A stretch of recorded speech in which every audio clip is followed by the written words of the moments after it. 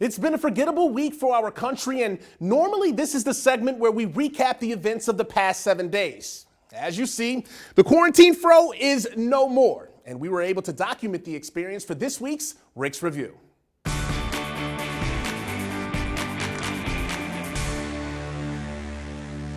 Okay, now barbershops and salons have now been back in business for over a week now, and it was just one of the many topics that was discussed while in the chair. From Mental Health Awareness Month to The Last Dance, it was all covered, so sit back and enjoy the quarantine fro being put to rest. All right, greetings and salutations, beautiful people. Your boy JB Riggs here, and can you believe it? 75 days of the quarantine fro, and it's finally coming off.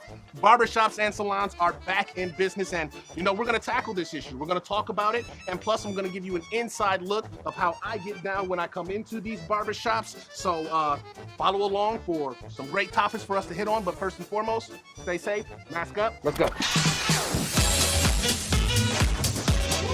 Glad to be up in here. My dog, James Ivy Jr. in the building with Executive Grooming Services. This is the man who takes care of your boy JB Riggs 24/7.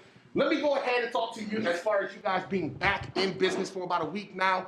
How has it been now that the barbershops and the salons are back in business? Of course, the financial hit, that was a little challenging. We've always complied with safety, and that's always been paramount to us. But we just made the adjustments and we're ready to go. And talk to me about some of those adjustments that you guys have had to make. Have you tested positive, come in contact with anyone positive, or have any pre-existing conditions which would render you vulnerable? The second part of that is I'm going to shoot you in the head. Oh, that's right. Okay. What you got for me?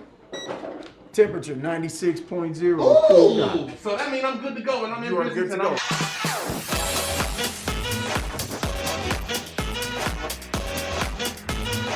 Yes, that feels so good. Really? Oh my God, that feels so good. Oh yeah. A lot of people feel like, coming to the barbershop or going to the salon or whatever it may be is therapeutic for them. This is kind of like their mental therapy because, you get the opportunity to come in and talk and get some things off your chest or whatever. It's a safe space. Mm-hmm. Should barbershops and salons be considered essential? From a standpoint of, hey, I need a haircut, will I have to risk my health or my life for that haircut? I would wholeheartedly say we are not essential. But when you look at it from the view of the historical institution of the barbershop, we're motivators, we're mentors, advisors, man. Resources come through here that we connect people with that really are beneficial to our community. So yes, in that effect, we are 100% essential. There's no avoiding the number one topic in our country right now, outside of the coronavirus. George Floyd, man, my man out in Minnesota. As black men in America, does this fire you up the way that it does me? It's getting harder and harder to suppress the anger, and I do feel anger. And for the first time, I actually feel a little fear, man, for my son. So I call him and I let him know, hey, watch yourself out there. Mm-hmm. Just be careful. Number one, almost be vigilant and aware, and we pray for him, man. I got a son. Troy, you got a kid. You're a father. Like, how do we approach this with our children, man? One thing that we should not be doing is tearing up places of business, tearing down cities. Yeah. That's not accomplishing anything. If anything, it's giving it a really bad look. People are upset. What we want is real dialogue.